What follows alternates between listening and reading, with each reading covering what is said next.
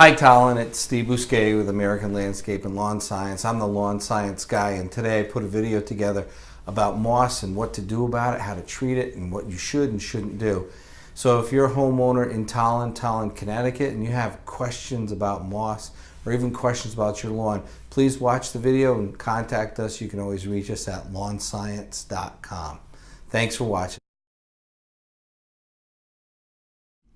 Hi, Steve Bousquet, the lawn science guy, here today with American Landscape and Lawn Science, and I'm talking about moss today. We get a lot of calls. People are freaking out about moss. What do I do? There's moss in my lawn.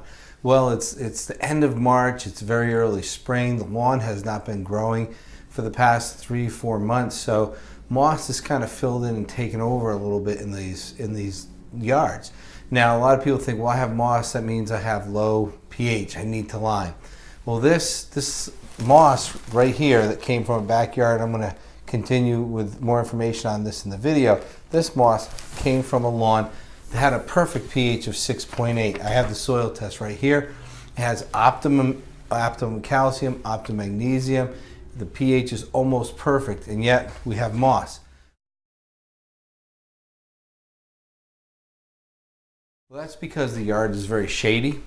It's a very wet, damp yard. Water runs through this yard, and it's a perfect condition for moss. The moss is a wonderful thing, actually. Moss is Mother Nature's way of protecting the soil. It's not hurting the lawn. And by the middle to the end of May, you'll almost not even see the moss. You won't notice the moss. The moss is not hurting anything. It's not hurting your lawn. It's not hurting your lawn mower.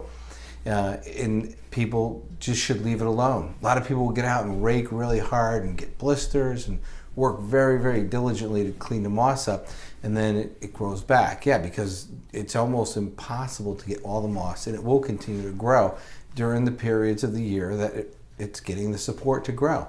So just leave the moss alone. Feed your lawn like you would. Encourage the lawn to fill in, thicken, develop deeper roots, and leave the moss alone. It's Mother's Nature way of protecting that soil. It's really doing us a favor, all of us a favor.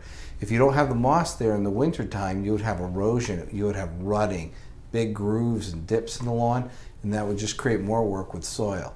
So one of the things I see people do, they rip all the moss up and then they seed. And the grass comes up, it looks good for about a month, and then it dies off. Well, the grass root only is going to be developed down an inch or two before the summer months hit it. And that's why that grass dies off. It's too immature to make it through a hot summer. So just leave the moss alone. Don't rake it up. Just pick all the big sticks off your lawn, and when the grass is ready to mow, cut the grass. Just leave the moss alone. It's not hurting anything, and it's a lot of effort and work that people do to get rid of something that is not doing anything. It's actually very, very beneficial.